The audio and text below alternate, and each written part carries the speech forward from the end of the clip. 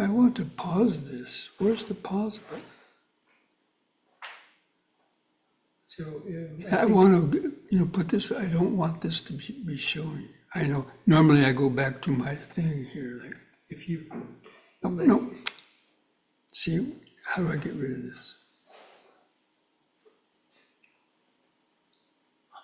you can just exit out one day. What, this? Yeah, the whole tab, yeah, right there.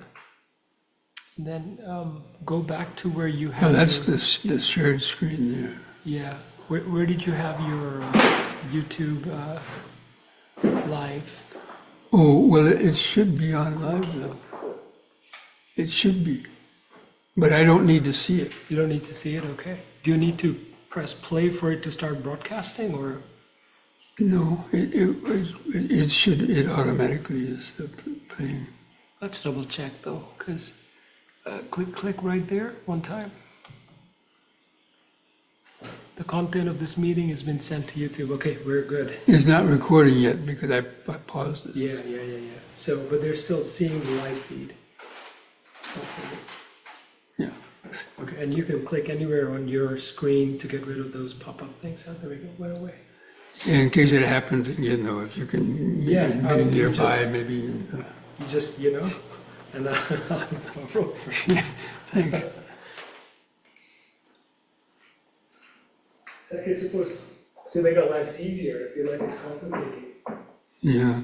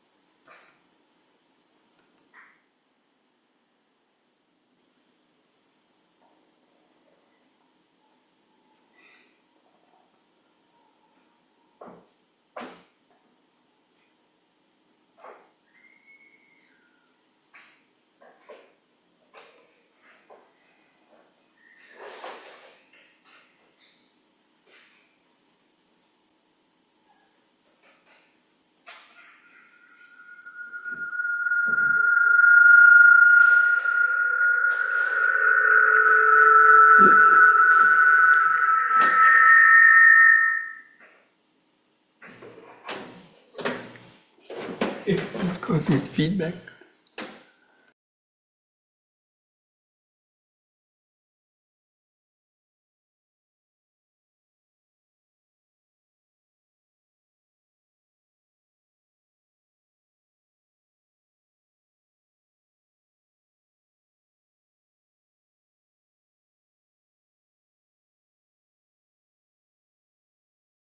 Start now. Okay, friends, we'll go ahead and start with reciting the Namo Tassa and the three refuges for those who like to join.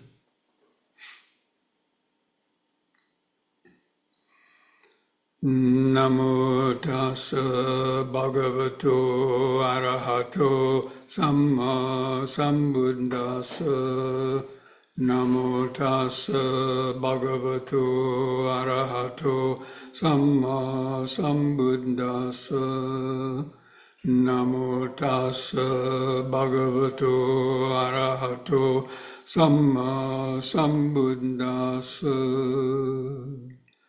Buddhang saranang gacchami, Dhammang saranang gacchami, Sanghang saranang gacchami, Dutiyampi Buddhang saranang gacchami, Dutiyampi Dhammang saranang gacchami, Dutiyampi Sanghang saranang gacchami, Tatiyampi Buddhang saranang gacchami, Tatiyampi Dhammang saranang gacchami, Tatiyampi Sanghang saranang gacchami.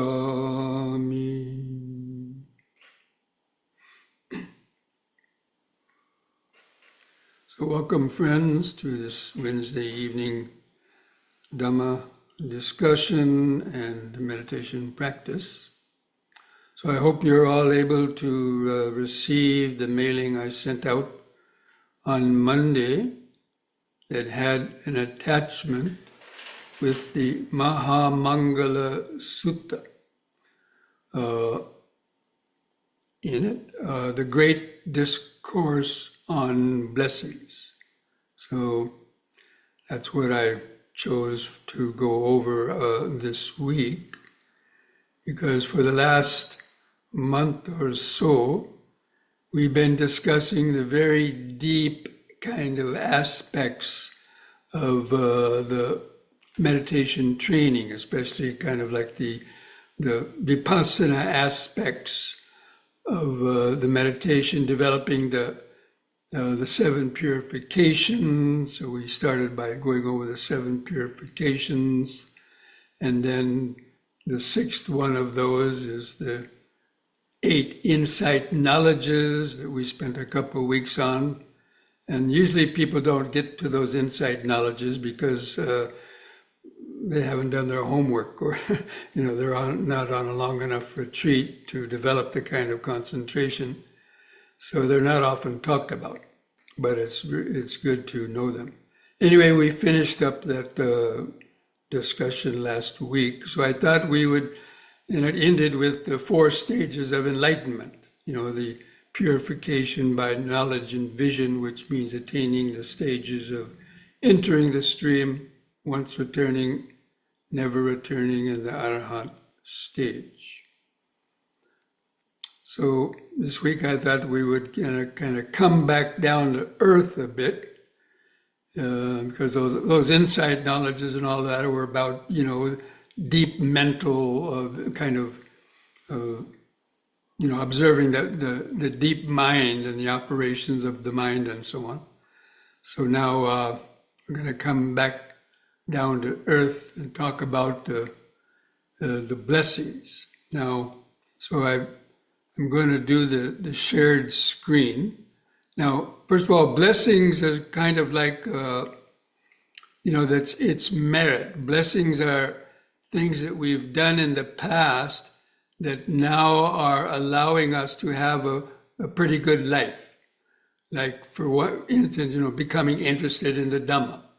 Not everybody in this country is interested in Dhamma, maybe a couple million or so out of 350 million.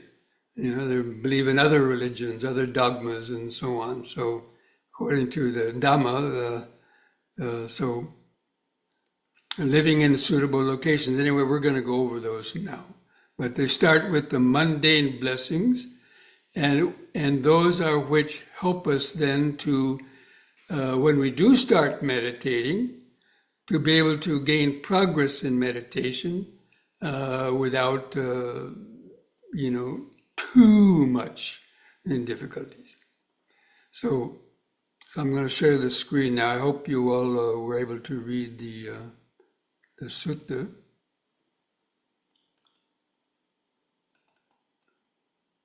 Okay, so this sutta, just the setting of the sutra is interesting.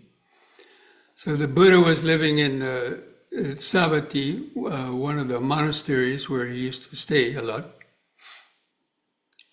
He says, when the night was far advanced, a certain deity came down, because deities live in his heaven worlds, deva lokas, which we cannot see with our limited mind. Only if you've developed the clairvoyance, you can see devas because they have bodies of fine light and so on that we can't see with our normal eye. But if you develop psychic power and develop what is called the Diba Chakku, then you can have that ability to see other realms. So the Buddha had that. So he saw this deity came down. And the deity is also a lot of them are born in the heaven realms because of having lived a good human life and having accumulated merit. And many of them also sotapannas. Many sotapannas are born in Deva realms. Even Anathapindika, the famous disciple of the Buddha, the rich patron, who was a very wealthy man, but he attained stream entry. And he was born as a Deva. After he died, the next day he came down to the Buddha, and the Buddha could see him. And he said, I'm Anathapindika, I'm Anathapindika. The Buddha says, I know. Well, welcome. Everybody else didn't know what he was talking about because they couldn't see this Deva. Anyway, so, so this Deva approached the Buddha and then asked him this verses. Many deities and humans, says men, but we'll say humans to be more equality, right? Many humans have longing for happiness, have pondered on the question of blessings. So they're pondering, why did I get born as a Deva? Other beings are born in hell. Other beings are born in animals. Some are born in humans in abject poverty. What are the things that bring the blessings? What are the kind of blessings that, like allowed me to be born as a Deva? And then even in my previous life, like Anathapindika, he was a human being, but he had the blessings. He had to live the time of the Buddha. He had blessings to hear the teachings. Even though he was a rich, wealthy man, he donated, much of his wealth to supporting the Sangha. And so that is part of accumulating merit and the blessings that will allow you to, have happiness in the future. So anyway, so this deity is asking the Buddha, what are the highest blessings? So again, the Buddha starts at a very mundane level. So not to associate with foolish people, but to associate with the wise persons and to honor those worthy of honor. This is the highest blessing. So this is a kind of a very mundane thing, but it's very important, because if we hang out with people that just want to eat, drink, and be merry and don't have any regard for religion or, things like that, just want to, as I said, eat, drink, and be merry kind of life, then if we hang out too much with them, if we're not reached a certain level, like the level of a once returner or so, then it's easy for us to be pulled into their orbit. Like if you hang out with people that drink or take drugs and want to all go to parties, and they're always saying, come on, what do you want to meditate for? Come on, let's go to this wild party. So, if we don't have that strength, we might be tempted to give in. And so anyway, but to associate with the wise persons, that means people that will talk about Dhamma and guide you away from just those negative type of, to observe precepts and basically to accumulate merit, like practicing dana, sila, and bhavana. That means the practicing generosity, observing the precepts, and then, trying to begin to meditate and to honor those worthy of honor. These days, most people, they think, oh, everyone's equal. We don't need to honor anybody. And so it gives into their ego. And so, they don't recognize the honorable qualities of people, although we do. In this country, look at all the statues that were built. George Washington, we honored him for being the first president of the US, right? So they built statues and put his pictures on coins and dollar bills. So that's a kind of, you might say, honor. Or other presidents. Abraham Lincoln, who knows what'll happen with his current president, I don't know. But anyway, so like honoring people and to hang out with them. that helps to, weaken our ego, soften up our ego, and to start thinking about spiritual matters. So that's a blessing. Some people don't have that. If you're born in certain families and certain places where the fight and strife in the family, and then families break up, and kids have to be orphaned and put in foster homes and wind up getting in crimes and all kind of things. Things happen to people, right? And that's due to not having accumulated, according to the Dhamma, not having accumulated the right kind of merits in the past. So we get stuck in those. And to reside in a suitable locality, to live in a place where life isn't too difficult. You have kind of some leisure time, and maybe it's not crime-ridden, and there's so much other types of strife. And that means born in a country where you have freedoms to do things and things like that. So whether it's born in a suitable country, but back in the 50s and 60s, if you're born in a communist country, they wouldn't have, you didn't have access to Dhamma or things like that. It was very restrictive. They didn't want you to know about the outside world. So, from the Dhamma point of view, it wouldn't be a suitable locality. And to have performed meritorious actions in the past. That means having practiced dana, sila, and bhavana. That means having practiced generosity, having practiced even like the commandments. The Christians have, the 10 Commandments. So that's also, meritorious deeds if they follow that, the same as Buddhists have their 5 precepts, 8 precepts, 10 precepts, monastic precepts. But those meritorious actions mean basically, being kind, generous, helping people, and to set oneself in the right direction. This is the highest the blessing. So that means, gaining an interest in Dhamma instead of just mindlessly wandering around. People are confused, they dabble in this and dabble in that, and never find or get caught up into some mundane directions that don't really, lift their mind up. So, that's a blessing if you have those conditions.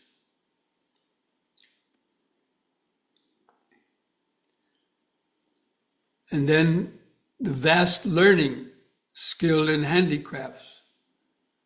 So, the Buddha praised that, to have an occupation, because we have to learn an occupation in the world, but it should, and skill in a craft, whether it's not necessarily a handicraft like making pots, but, skilled in carpentry, any kind of profession that you could earn a right livelihood, to be skilled in that. And so because that can help people and it can help yourself.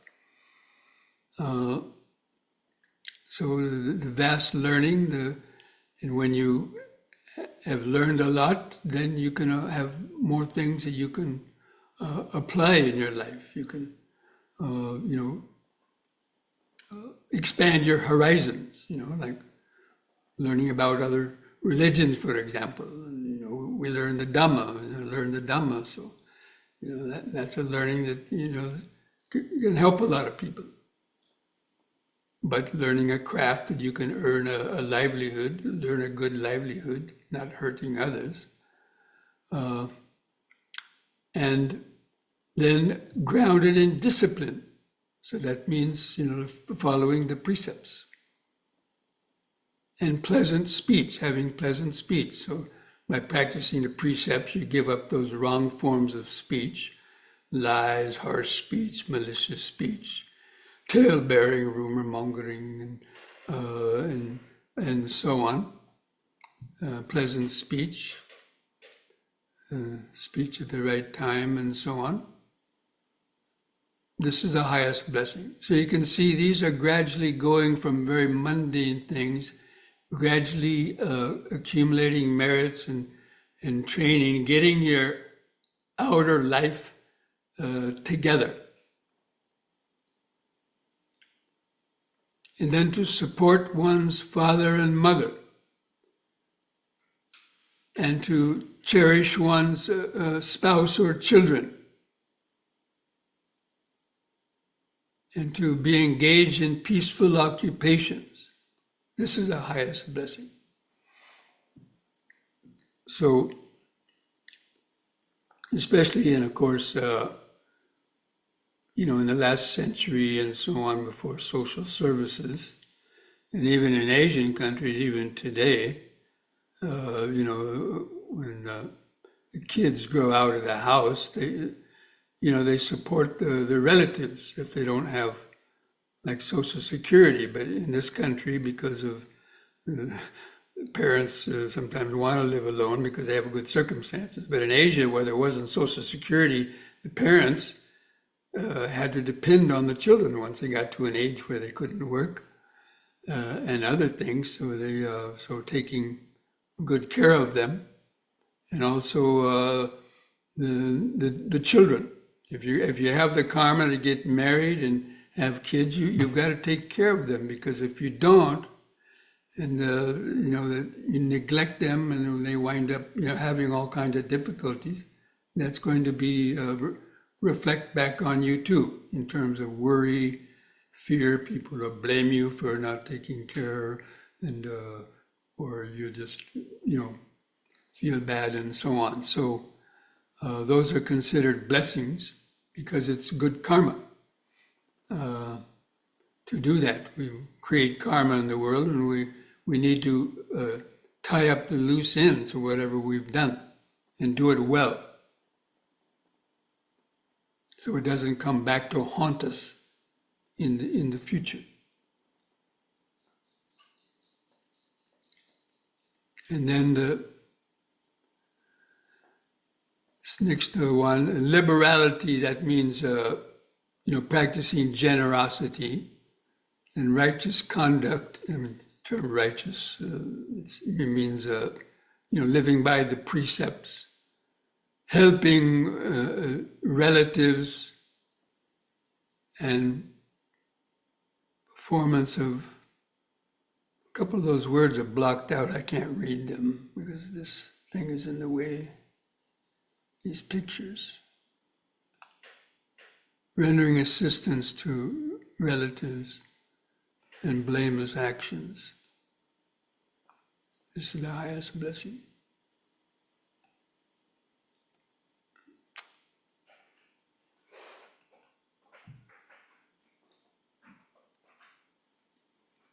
So again, this is, kind of mundane, the way that you live your life, helping others and so on. Yeah, if I leave those pictures, will I lose this? If you click on this one, This the one? second one, This one? yeah, What will that do? that'll just, and then you can click right here, What? and then hold and drag it up a little bit. Yeah, that should open up. Is that better? Okay. Okay, friends, I think we're going to stop here for a moment and see if any of you have any questions to anything that we were just discussing in these first 6 verses. So I'd like to stop sharing and going back and see if any of you have any questions about any of those, those basically kind of mundane type of blessings that that are good for the laypersons. That's the way a layperson should try to live their life, so that that will help them be able to make progress, especially perhaps in the next life, where they did that well. And of course, a lot of people in Sri Lanka, they're hoping that they would be born as a monk in the next life, They can't practice Dhamma in this life, they say, because too many worries and so on. So they're practicing dana and sila and hoping that they might get the right conditions to become monastic in their next life. Anybody? I don't see anything in the chat box. Anybody have any questions they'd like to ask?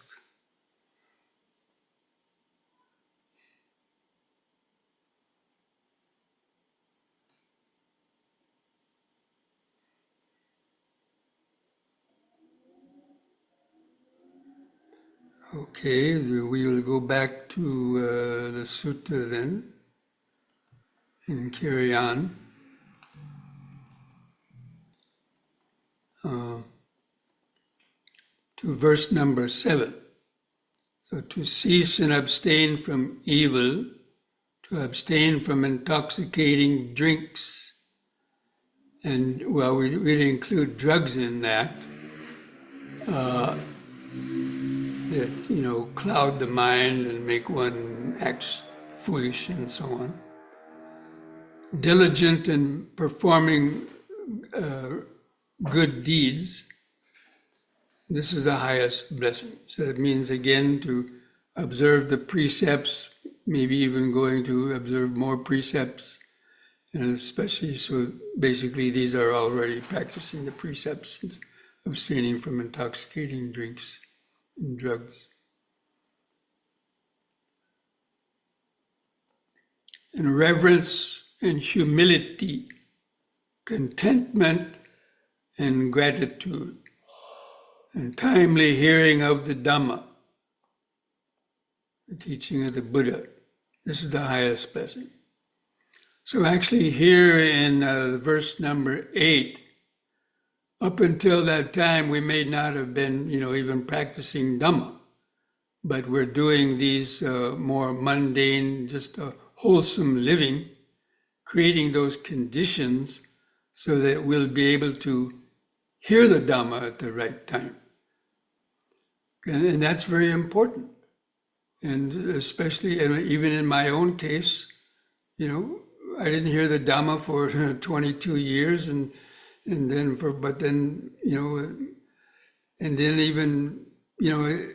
it took a while before the right time came to the timely hearing of the Dhamma. When I heard the Dhamma at that time, it was what I needed to hear. And I know that probably all of you, or not most of you, you also have that kind of experience.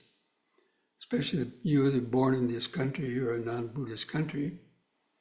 You were somehow that you were able to, that first time that you heard the Dhamma, maybe you weren't immediately attracted to it, or maybe you were a little bit, but maybe it took you more time, you kept on hearing it, and it became the right time to hear it. When you knock on doors, the doors will open, so to speak. That old that cliche, knock on the door and they'll be opened.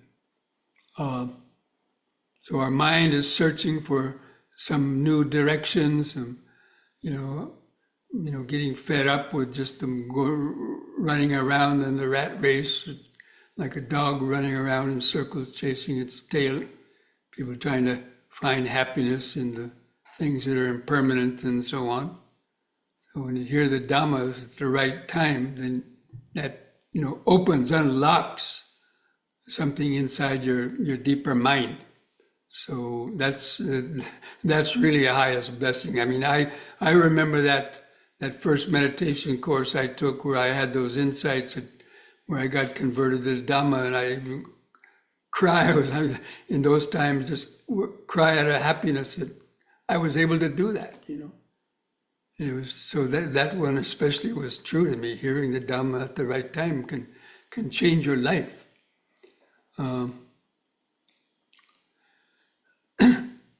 And then patience and obedience, the visiting of holy persons, and timely discussions on the Dhamma. This is the highest blessing.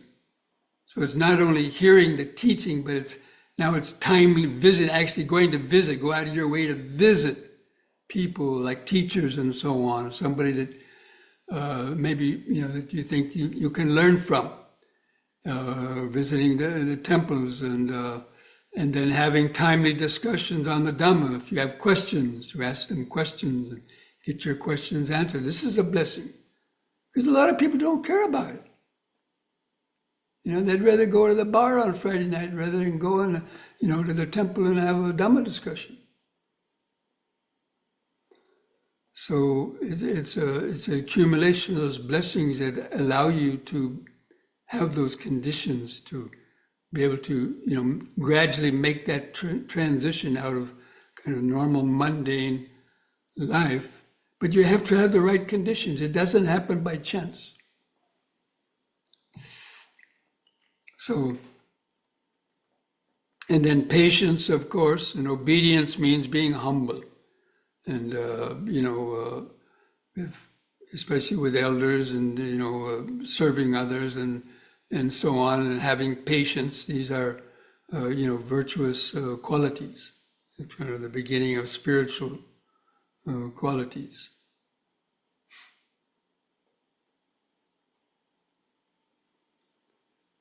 And then self-control and it says chastity here. I mean, that's an English word for those who are practicing celibacy, of course. If you become a monastic, or even people who, grow out of that craving for those kind of things, sexual activities and so on. It's growing out of that, and what will help you to probably reach deeper levels of concentration, mindfulness and concentration, and comprehending the noble truths and the realization of Nibbana. This is the highest blessing. So those realization of Nibbana could be either one of those 4 stages of enlightenment that we talked about yesterday. Entering the stream, and I mean that entering the stream actually is what the Buddha always, he said, if nothing else, that is the really highest blessing, because if you reach that level of a stream entry and go beyond all doubts and give up all the negative actions and are well grounded in the Dhamma, then even though you will be reborn again, you can be reborn up to 7 times. You would not be born in the lower realms. Like you wouldn't have any bad karma left to be born as an animal, or to be born in the hill realms, or to be born as a hungry ghost, and so on. But you would be born in Deva realms, or as a human being normally with good conditions, and be able to pick up at a fairly young age where you left off in your Dhamma understanding again, so to make continual forward progress. So that's really a blessing that the Buddha said. If nothing else, forget about attaining arahantship. You just, at least reach that level of the stream entry if possible before, death overtakes you. Because then you're guaranteed to have the blessings in the next life to be able to continue on in an upward trajectory, in terms of the Dhamma practice. So then this last one, so when one has reached that level of the mind that is untouched by the vicissitudes of life, the mind that is free from sorrow, stainless and secure, this is the highest blessing. And that usually refers to the final stage of the arahantship. And the mind that is not touched by the vicissitudes of life. The vicissitudes of life are called Lokiya Dhamma, or mundane Dhammas. Those refer to the gain and loss. You know, people, when they get gain, they get elated. So like people win a lottery, they get elated, but a lot of them waste their money and wind up getting broke after a year or two by wasting their money and not taking care of it. So they get elated when they get gain, or and then when they lose it, then they get dejected and so on. So the mind goes up and down, back and forth between getting things that you want and then losing them, and then getting dejected, getting depressed. So there's gain and loss. And then there's pleasure and pain. The mind going back between pleasure and pain. You're happy when there's no pain, and you're unhappy when there's pain. You get the pain. So the mind has reached a level of equanimity. In that state, the mind equals equanimity, and it's not getting elated when you get things, and it's not elated when you don't get things. It remains in an even equanimous mode. And the same with pleasure and pain. And then there's the praise and blame. So people, when get praised, their ego gets puffed up, and then when they get blamed, then they get angry and they attack people, like we know politicians do that, right? People blaming, and then they react and have vengeance towards others, and so on. So people go back and forth between getting praised and getting blamed, because that happens to everybody. Even the Buddha was blamed as being a wrecker of families because he encouraged young men to, become monks when they're fairly young, and then women were complaining, and all the good men had gone to the monasteries. So anyway, praise and blame. And then fame and ill repute. So people get famous, and something happens, they get found out, and then they lose that fame, and then people, hate them. So most people's lives, those are called the worldly dhammas, and people's minds are affected, constantly going back between those vicissitudes of life. So the person who's reached that level of enlightenment, they're no longer bothered by any of those type of vicissitudes. Anyway, so that's considered to be the highest blessing, because that's basically the state of the full liberation. So then the last of the verse is, those who have fulfilled the conditions for receiving all these blessings are victorious everywhere. They attain happiness everywhere, whether they have things or they don't have things, so these are the highest blessings. And those blessings are basically accrued through, practicing the Dhamma, by developing the right view about life, the right intention, the right speech, right action, following the precepts, right livelihood, and of course the practice of meditation, mindfulness, and concentration, and wisdom. So friends, that is the sutra on, the great sutra on blessings. And that's one of the very popular chants. And when you go to monasteries and so on, that's one called the protections, the parita, the Metta Sutta, Mahamangala Sutta, and Ratana Sutta, in the Theravada Buddhist countries especially. Those are what are recited, the popular paritas and so on. And the essential teachings of the Dhamma are there, and all those, suttas. Or there you see in the note the vicissitudes that are. Okay. So now we will stop sharing the. Now let's see, there's two things in the chat box. So it says Tanisara Bhikkhu translate, this is the highest protection. Many people recite the sutta as a protection from bad luck.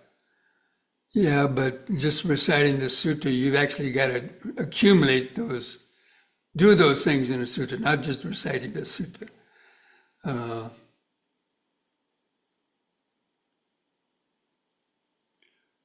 So even all the sutras that people chant, that's true, the lay people, they do a lot more chanting of sutras than let's say deeper meditation, especially in the traditional Buddhist countries and so on. That's when you go to the temples. A lot of temples they spend hours chanting, but maybe 15 minutes meditating, something like that.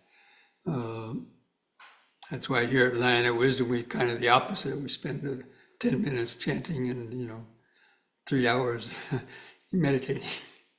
But anyway, that's another issue. But anyway, these this Mangala Sutra is the advice for how lay people can live their life to attain those mundane blessings, and then it helps them to then lead to the spiritual blessings of actually attaining the stages of enlightenment.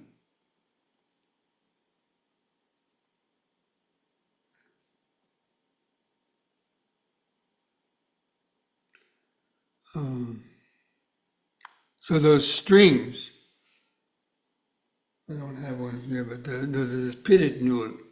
So those protection strings, if you've been to Theravada temples, you might have seen the monks will chant, after chanting sutta, they tie this threaded string around the wrist. It's called pitted nul, it's a protection string. So it is said that if the monks are chanting with good concentration, if the monks have, pure minds and so on, it kind of charges up that string with, good vibrations, becomes something like a lucky rabbit's foot, kind of ward off evil and so on. And, there could be some truth to that. But anyway, that's people go around collecting those pitted nuls, but only that could help you. But if you just practice the sutras, practice what's in those sutras, and don't actually wear pitted nuls or do the chanting, probably you would have even better protection. But anyway, that's another debate for another time, which I don't care to get into. But okay. Was there another chant? I guess that was all. So does anybody want to raise the golden hand, or want to just raise your hand to ask any other question?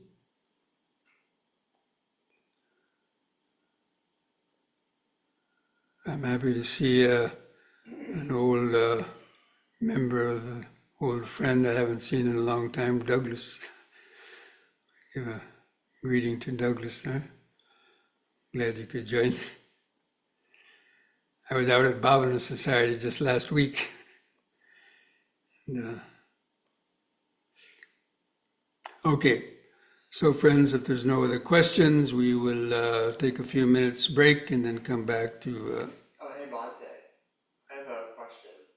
Okay, somebody who's doing a self-retreat here at the Lion of Wisdom is in the room here with me now, and is asking a question. So what is your question? My question is, so a Sotapatthana's mind will still be moved by fame and disrepute and the other vicissitudes?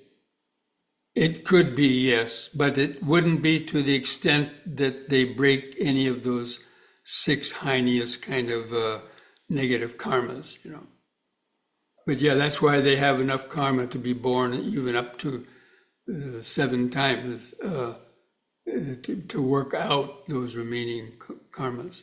So they still have greed and hatred, but they wouldn't lead them to break, to kill, or you know, kill humans, or you know,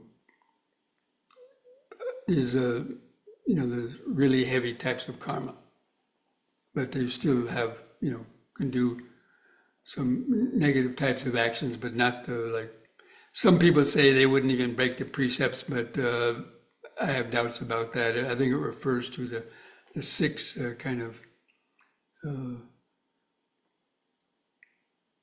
karmas that you know, lead to rebirth in the hells and so on.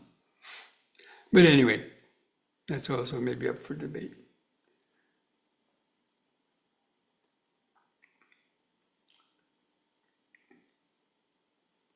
Okay, okay, there's another question. I have put 5 pirit nulls, those strings that I've been talking about. I have worn for years. They provide a good reminder of how I should be living. Yes, if for no other reason than that, when you see the pirit nul, it will remind you of when you got it, hopefully, and so that, you know, to keep your mind always in the Dhamma. When you start to do something unwholesome, hopefully you'll see that and you'll remember, oh yes, this is supposed to protect me from you know, the effects of your negative actions. Basically, it's protecting you from yourself, not necessarily other people, but also that too. And so, like a lot of people, you know, they might be in a crowd, and let's say, you know, somebody's shooting people, and a couple people get shot, other people right next to them don't. And some people ask, why is that? Well, is God protecting me, or maybe it's blessings? We can't answer that, you know, exactly. But you know, none of these things can hurt. So people shouldn't kind of just, you know, think those kind of little rituals are nonsense and so on like that. If people want to, you know, collect them, that's fine. But they should really understand that it's practicing the Dhamma that's really going to protect them. Okay, friends. So let's go ahead and take a short break, and then come back in a few minutes to do some stretches and some deep breathing, and then have our meditation practice. Okay? So we'll meet back in a few minutes.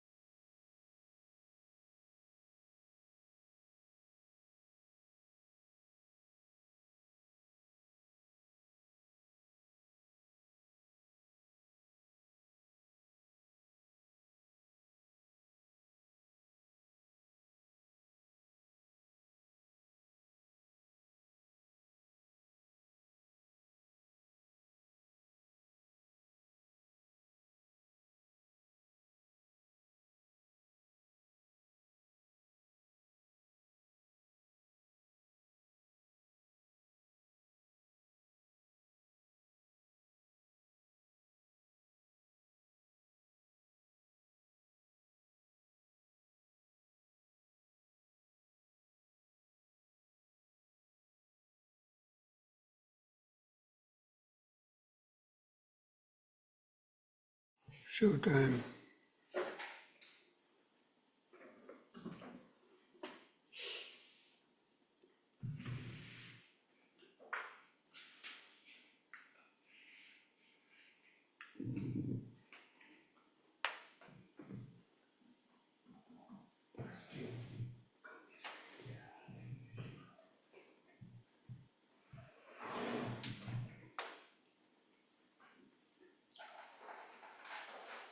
Okay, friends, try to stand straight. Relax your shoulders and arms at the sides. Gently close your eyes. And just focus or feel your feet pressing the floor. Try to feel, imagine the height and weight of the body over the feet. Try to feel your hands and fingers hanging at the sides.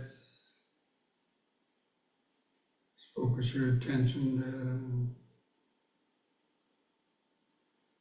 to feel the weight of the arms hanging from the shoulders. Relax the shoulders. Feel the clothing touching the skin, the shoulders, arms, chest. Try to feel those soft tactile sensations of clothing touching the skin. Present moment awareness.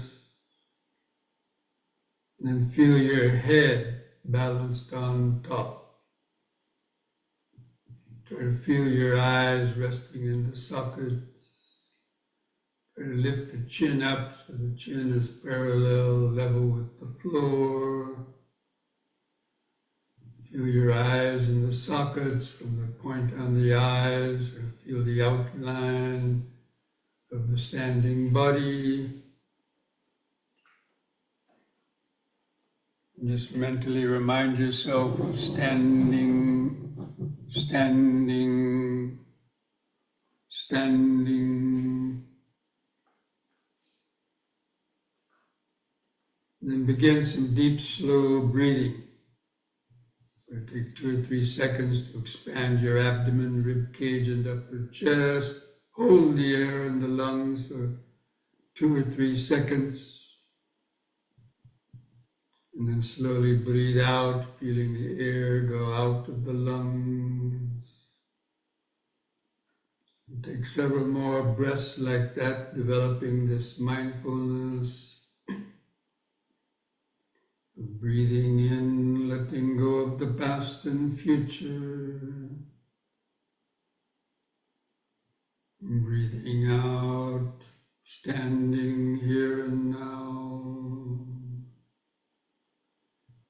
Breathing in, letting go of the past and future.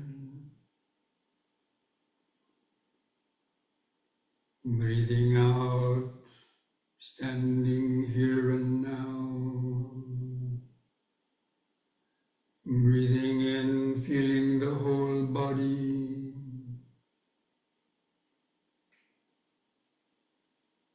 Breathing out, feeling the whole body.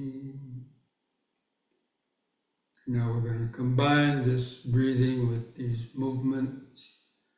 We do the movements on the in-breath, holding the position for 2 or 3 seconds, and then returning to the starting point on the out-breath, feeling the air go out of the lungs. And repeating each movement or exercise 3 times. The whole time, just try to feel the sensations being generated by the breathing and the stretching, letting go of your thoughts, keeping the mind on in the body, feeling the sensations.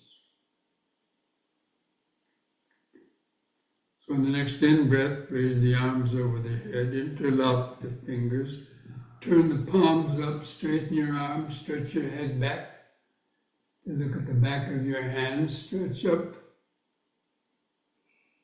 And release your fingers. On the out breath, arms back to the sides. Feel the air go out as the arms come back down. The second time, in breath. Stretch up, bend back a little bit. Feel the arch in the lower spine. Out breath. Arms back to the sides. Feel the air go out. Once more, in. Bend back a little more. Hold it a little longer. Feel the sensation.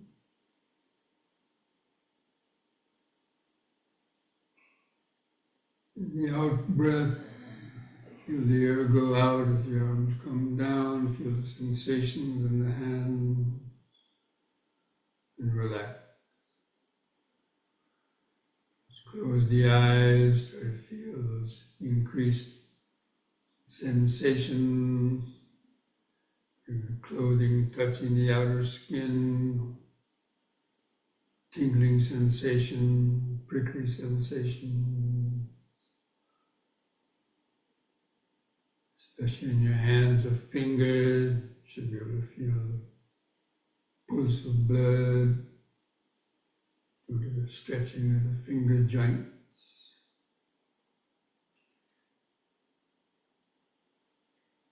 And just remember standing, standing, just letting go of the past or future, here and now in the body.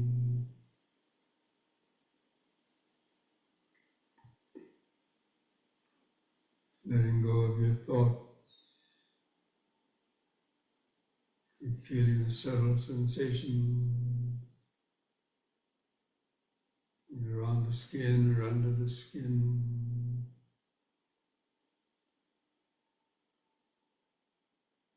In the next in breath, lift up on the balls of the feet while raising the arms over the head and facing the hands toward each other about 5 inches apart, and stretch. The out breath, come back down. Feel the air go out as the arms come down. Use the in breath to help lift up the body, like blowing up a helium balloon. Stretch. Out.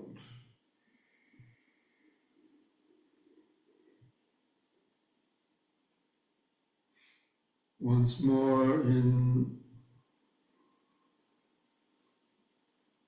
Stretch.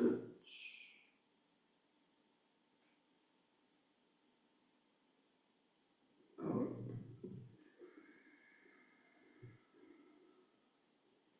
Relax. Close the eyes, keep feeling the body. Don't give the mind time to carry away another thought. Remember standing, standing, standing.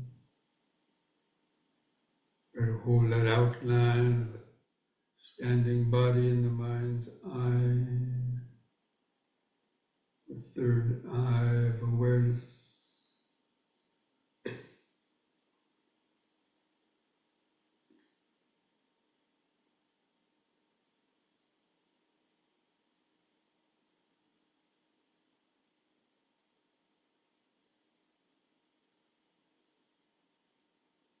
Next we'll do side bending using both arms. On the in-breath, raise both arms up. And keep your fingers and arms straight, close to your head. On the out-breath, bend over your right side as far as you comfortably can. Feel the stretch in the side. Hold the arms parallel to each other. In-breath, lift up. And the next out breath, the other side.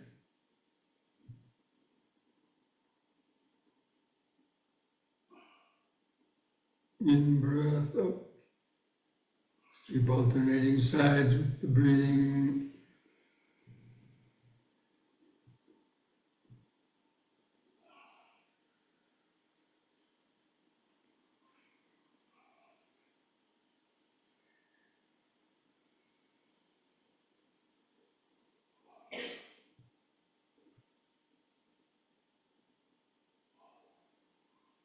Once more to each side.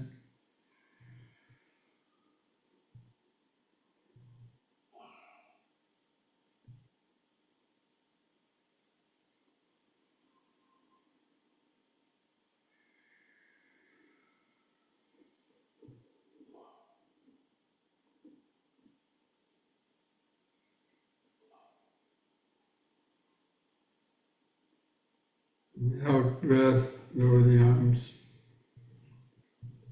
Relax, close the eyes. Keep feeling the body, don't let the mind wander away. Especially sensations in your hands and fingers.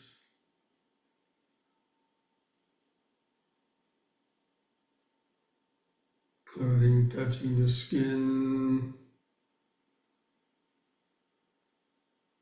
Feet pressing the floor. Head balanced on top.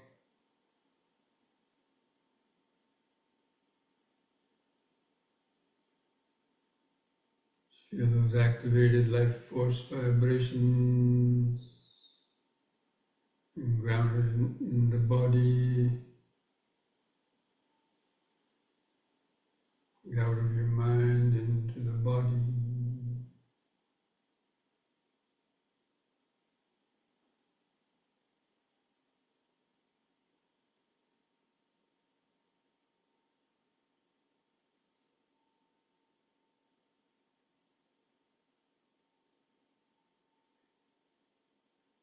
Next we'll do the knee bending or squatting. On the next in-breath, again lift up on the balls of the feet and raise the hands up front for balance. On the out-breath, bend the knees and lower down, balancing on the balls of the feet. And come down in the squatting position if you can. Then take a deep breath to feel the muscles in the legs, pushing the body up on the balls of the feet. And out breath, if you're riding on a downward moving elevator. In breath.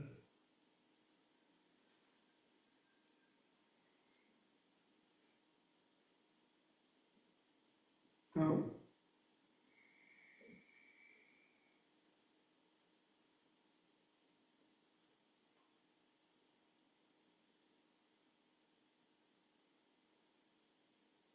In.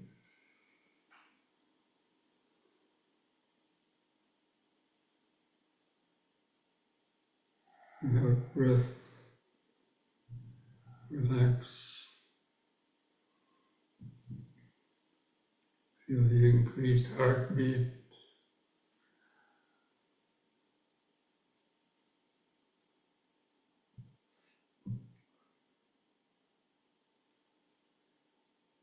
Feel clothing touching the skin.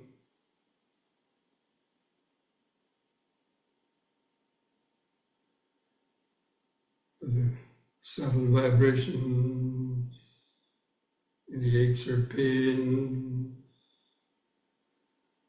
itchy sensations, so many different sensations on in the body.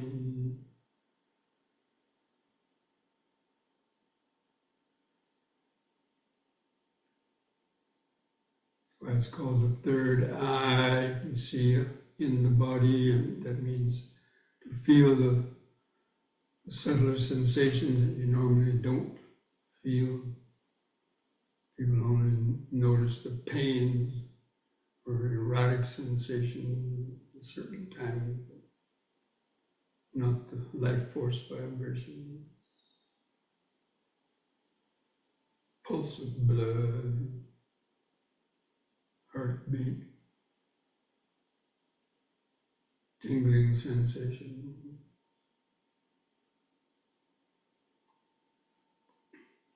Okay, now spread the legs apart, about 3 feet, wider the better.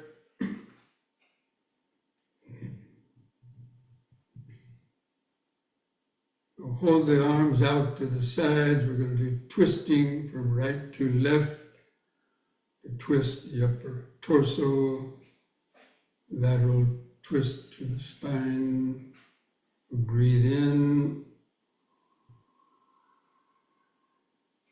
On the out breath, twist to the right. Keep your eyes focused on the hand going back. And maintain the balance. On the in breath, come back to the front. Let your feet turn with the body and then twist to the other side with the out breath.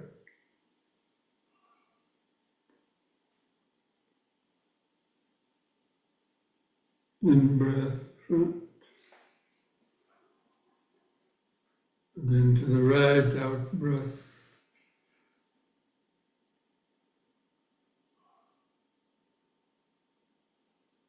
In.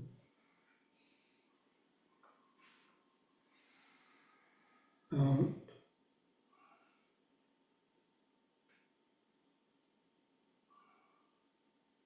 Once more to each side.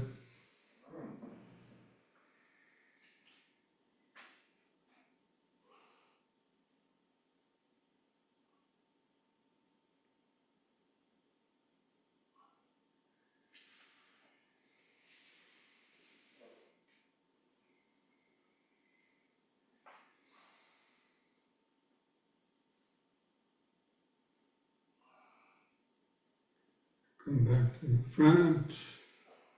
Lower the arms. Close the eyes. Feel each foot pressing the floor.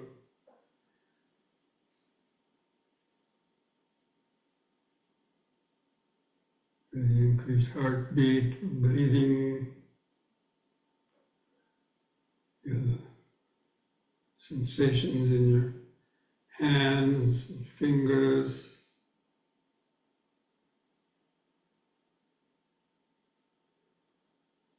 The more sensations you can notice, the less time for your mind to get carried away in unnecessary thoughts, worries.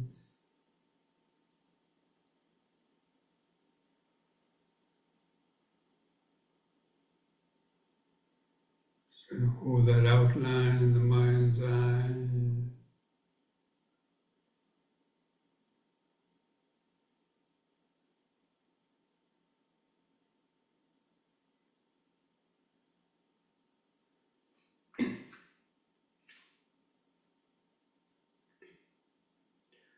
Now place the hands together at the chest.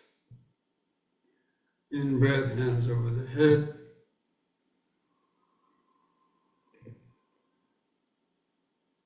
On the out breath, hands to the chest, bend the knees, lower down. Feel a stretch in the knees and hips, feet flat on the floor. In breath, feel the muscles in the legs pushing the body up. In out breath, try to come down a little more.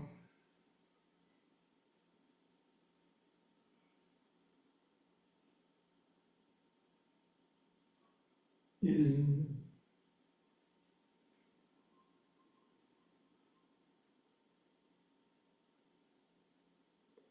Out.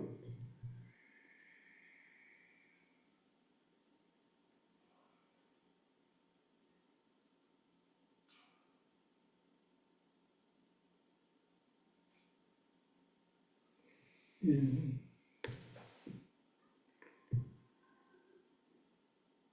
The out breath, arms to the sides. Close the eyes. Feel the whole body.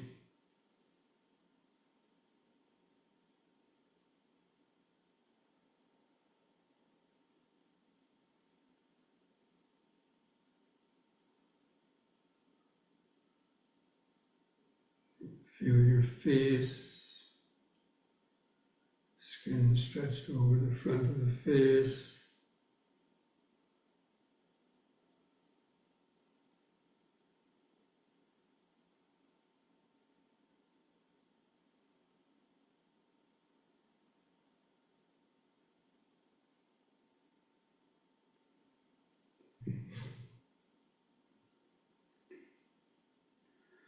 You can now bring the legs closer together, just a few inches apart. We'll do one last exercise, backward and forward bending. Let's be careful with the back bends, especially when we're lifting up from a back bend or a rush of energy or dizziness. So turn the palms facing outward, touching the little fingers together. On the in-breath, lift the hands up, level to your eyes, and begin spreading the arms out to the sides as you bend back.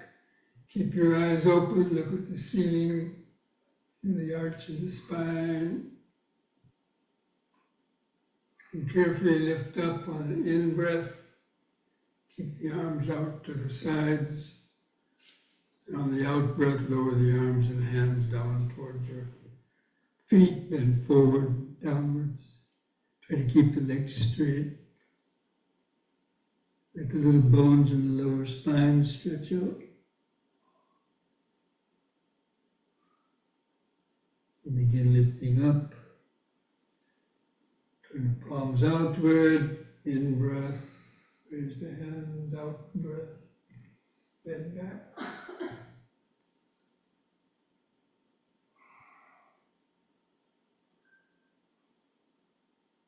In.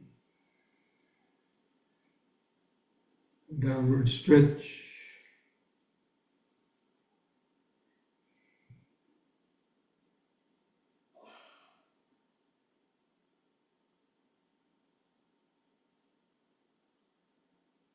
Once more.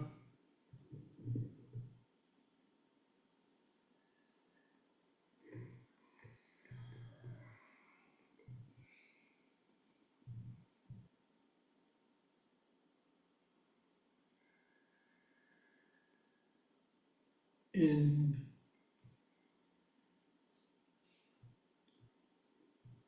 Out. Third time, try to hold that position longer. And keep the legs straight, let the little bones in the lower spine stretch out.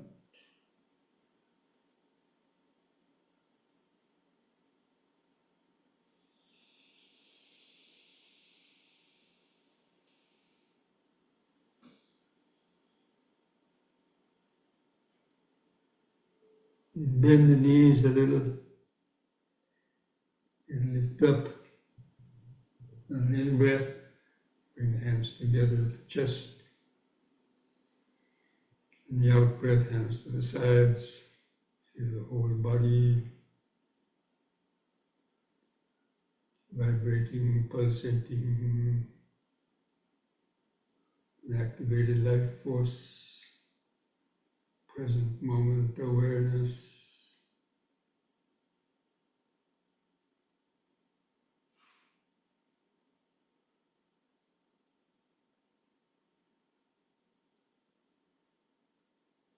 Just try to feel all those activated life force sensations, basically cellular vibrations.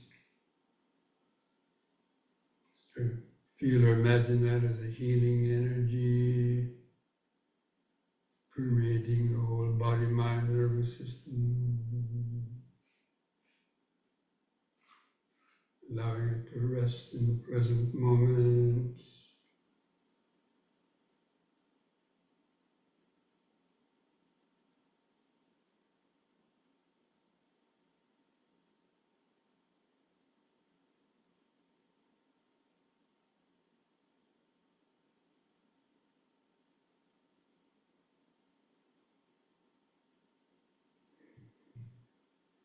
Okay. So let's come back to our seats. Get ready for the sitting.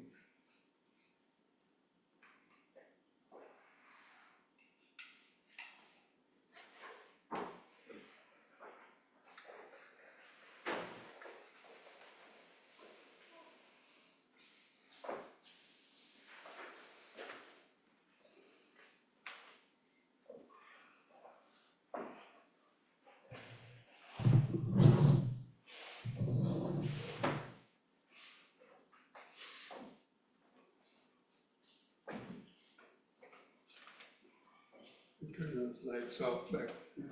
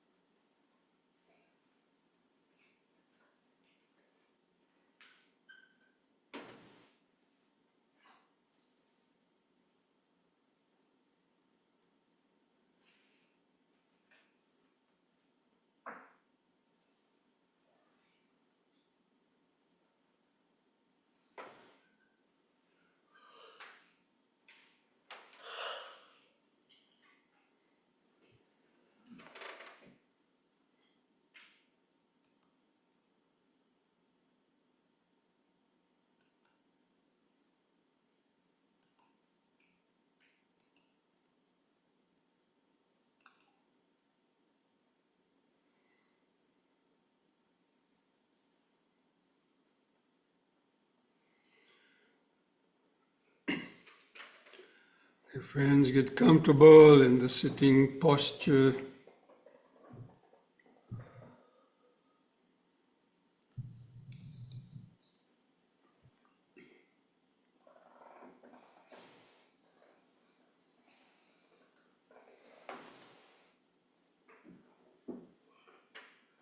Try to establish the natural inward curve of the lower spine, lumbar vertebrae.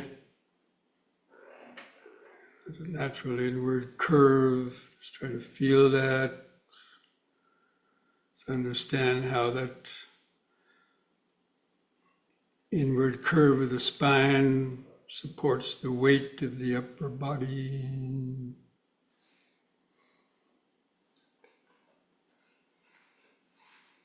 If you can, try to imagine the spinal cord going from the base of your spine up to your back to join the base of your skull. And just feel the head balanced on top of the spinal column.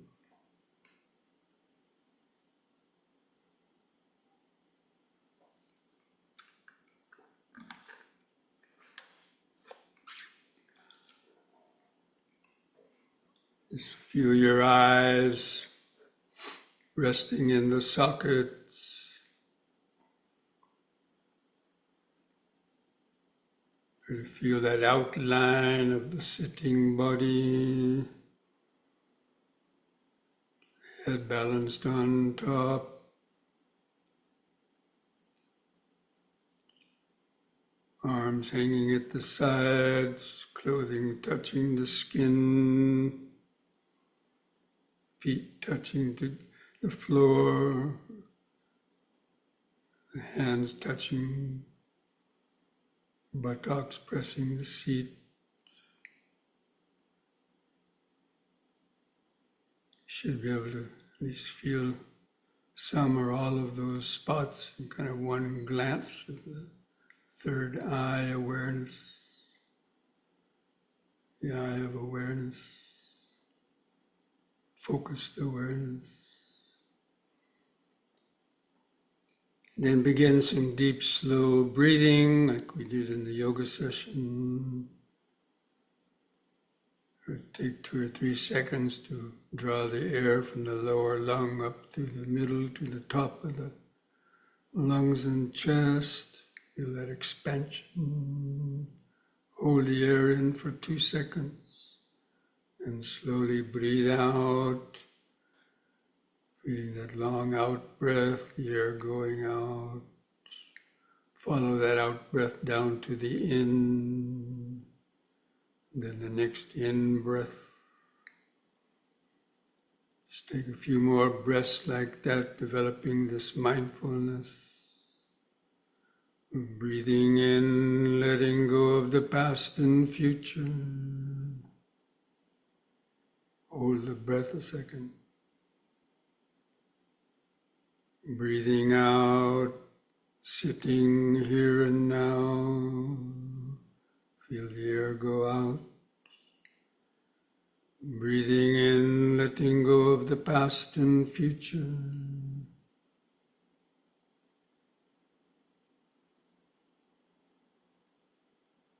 Breathing out, sitting here and now. Breathing in, feeling the whole body.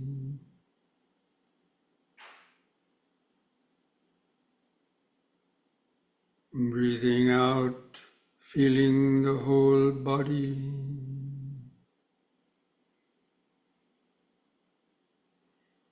Now we're going to try to count the breaths from 1 to 10. Develop a more continuous concentration on the breathing. I'll do the counting for you. Just try to follow that with your breathing and concentration. So at the next expanding in breath, mentally count to 1. Hold the breath a second. And with the contracting out breath, also count to 1. Feel the last bit of air go out. And the next in breath, 2.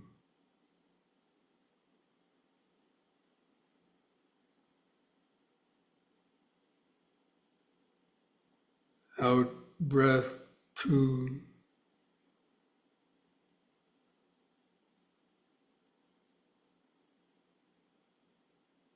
In 3.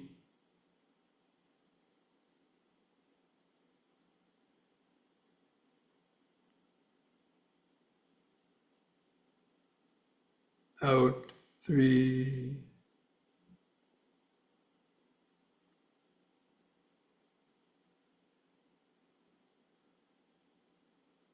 In 4.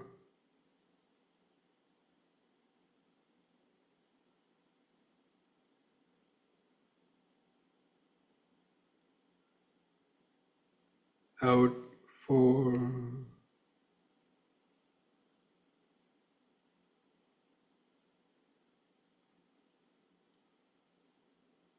In 5.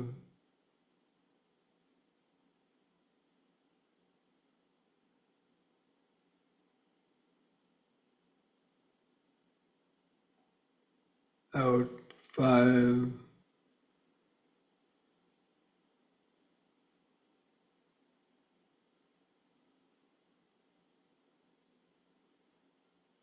In 6.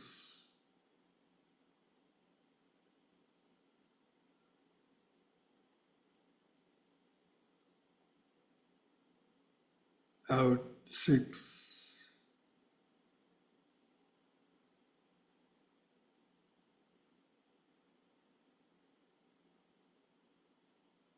In 7.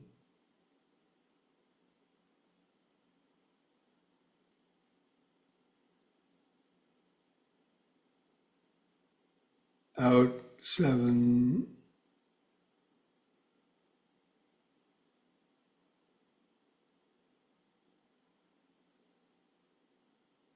In 8.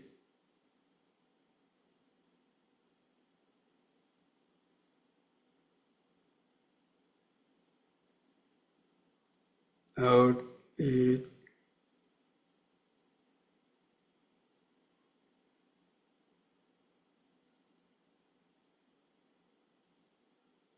In 9,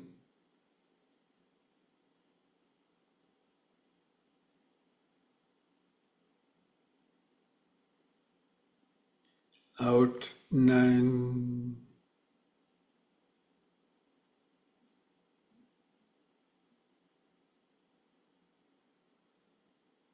in 10,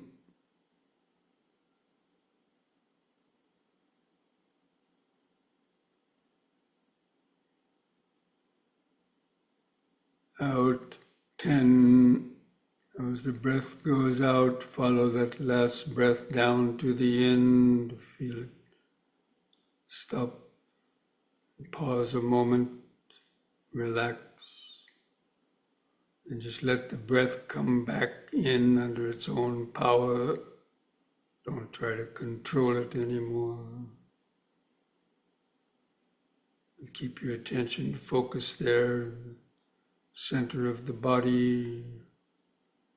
Feel the residual expanding and contracting sensation. As you try to feel where the clothing rubs against the skin of your stomach, rib cage, your chest. It expands and contracts. Just make that the primary focus of the breathing. To help stay awake, to feel all those subtle tactile sensations. Just knowing when the breath is coming in and knowing when the breath is going out. You know it by feeling it, feeling those subtle sensations. Or if you're used to feeling the air moving through the nostrils or the tip of the nose, you can also focus there. But the knowing is important.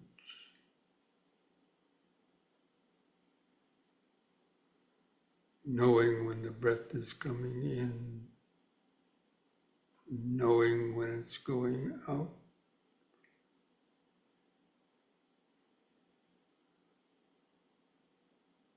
Feeling of the in-breath is different from the feeling of the out-breath. That's how you know it.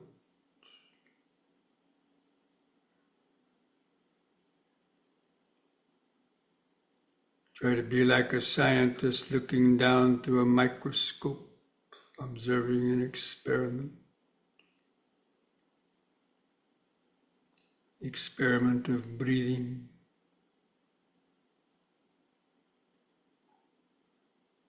Try to notice the 4 phases of each breath cycle.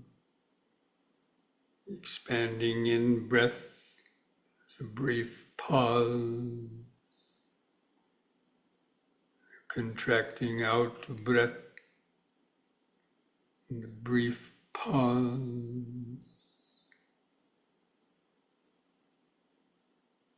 Just over and over and over again.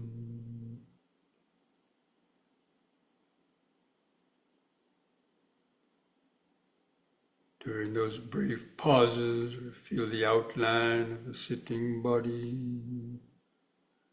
This breath is going in and out of the larger sitting body.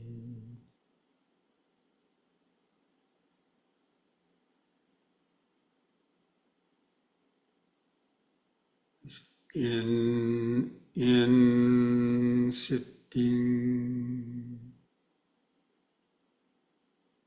out, out, sitting.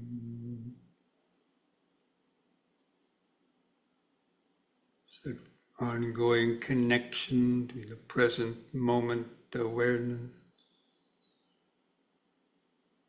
This breathing body is the natural connection to the present moment awareness.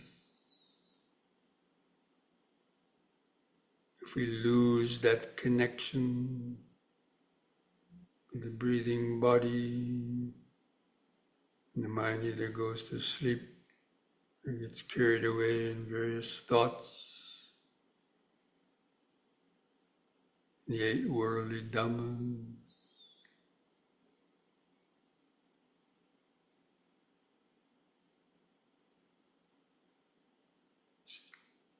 Make these brief mental reminders to keep focused. In sitting,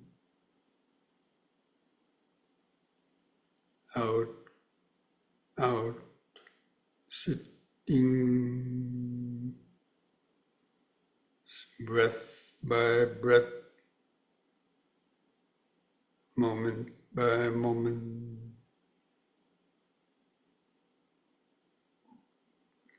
Just letting your thoughts come and go in the back of the mind. Keeping those sensations of the breathing, sitting body in the front of the awareness.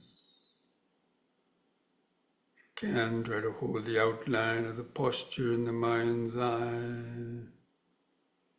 Feeling all those breathing sensations in the middle.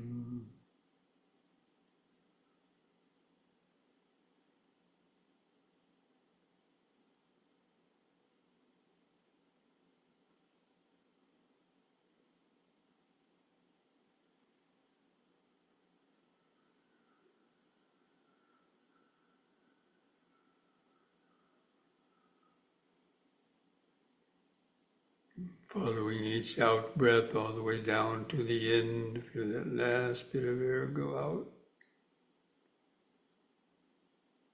And then extend breath.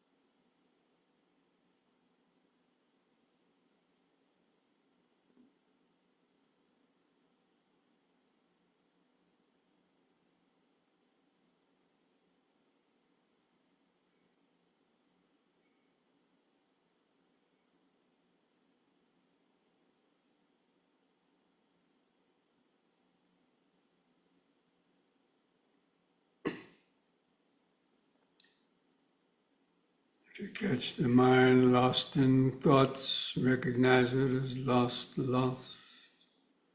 Take a deep, slow breath.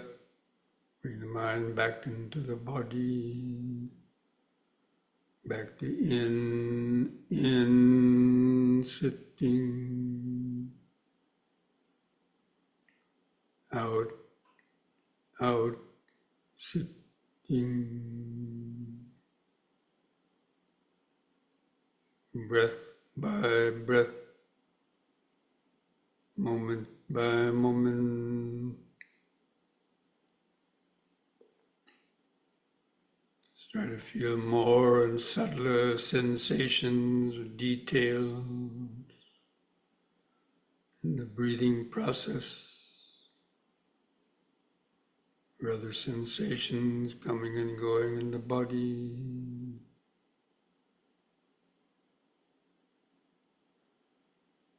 A centered mind can be aware of so many different things at one time.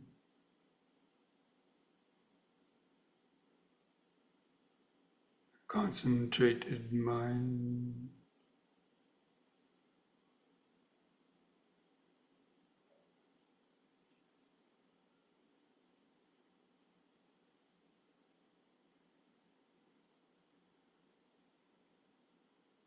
Just try to notice how each breath is different. Sometimes it's longer, sometimes it's shorter. Sometimes you feel these sensations in the abdomen, other times feel it in the rib cage or chest. It's always changing.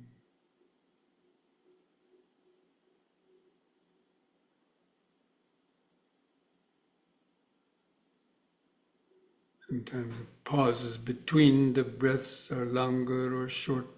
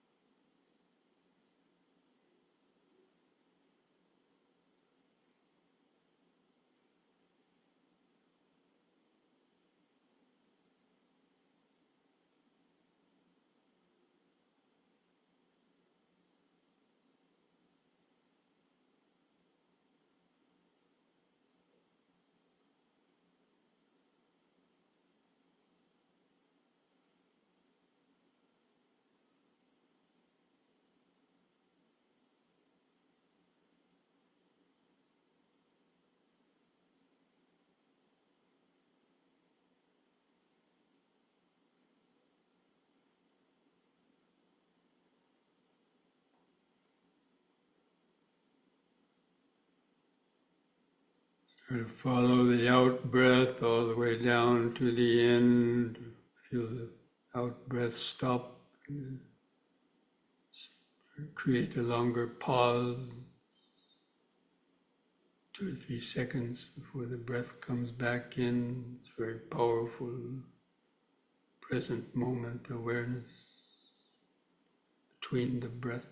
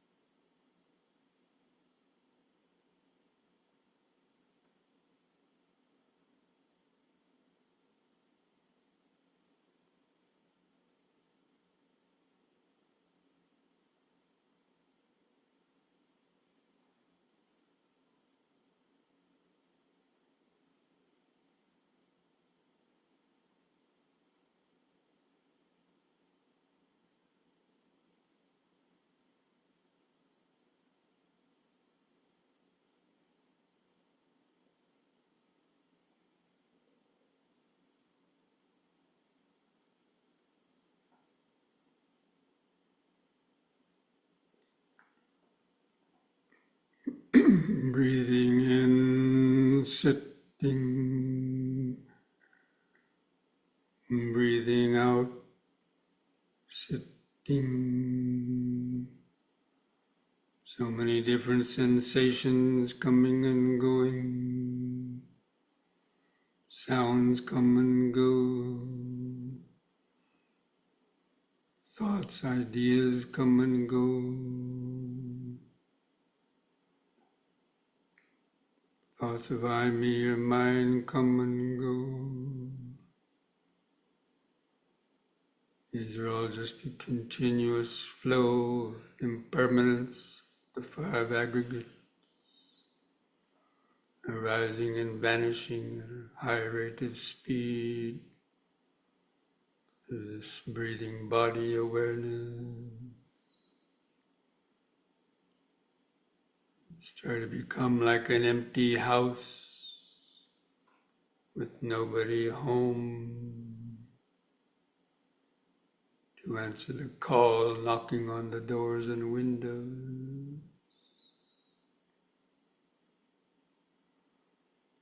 There's a sensitive microphone in the house, body-centered awareness that knows but doesn't know, cannot think or react.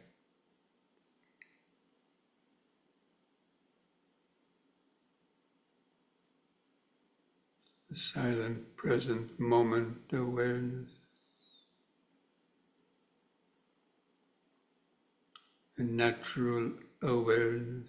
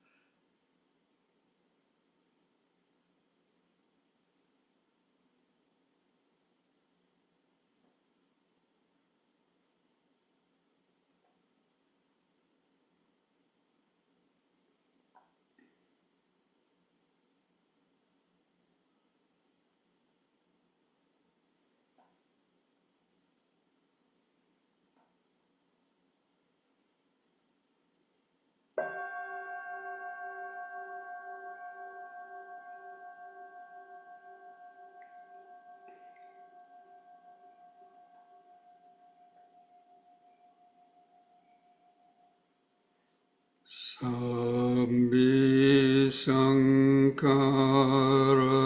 anicchati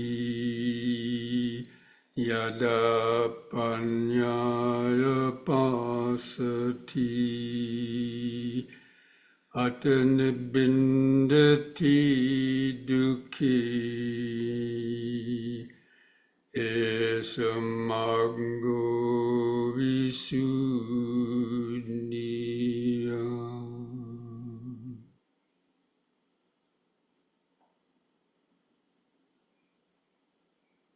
All conditioned things, the five aggregates of this body, mind, and world are impermanent.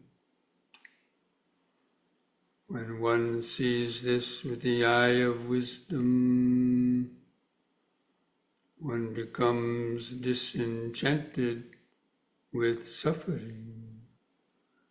This is the path to purity, to freedom. Thus spoke the Buddha.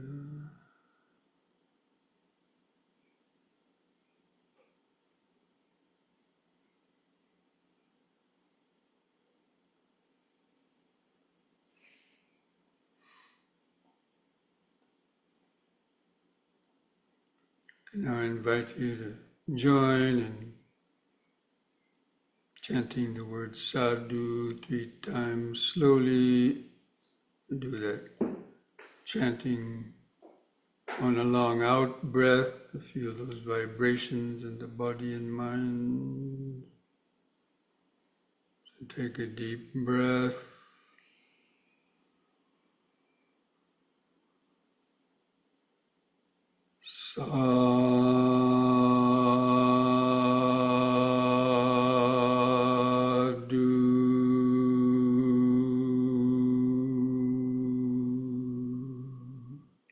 Breathe.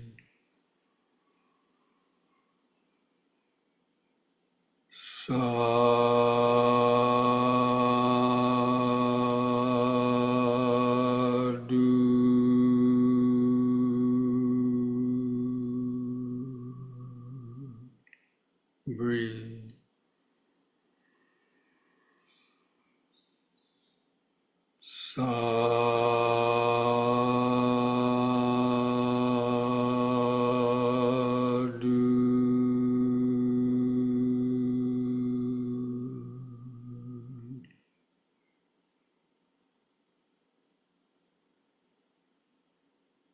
Now place your hands at the edge of your knees. And take one more deep breath as you breathe in. Stretch your head back, pull the hands against your knees to arch your spine, look up at the ceiling, and let out the breath.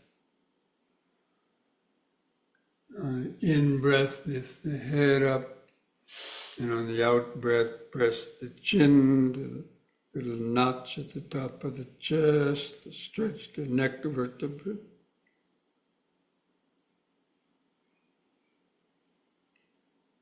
And lift the chin up level on an in-breath. And relax on the out-breath. Put a smile on your face.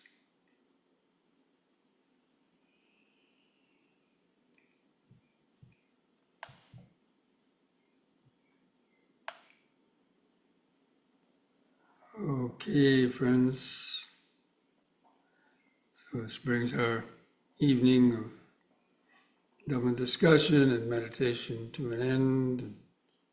Hope that you're able to have some periods of quiet awareness, some insights during that meditation.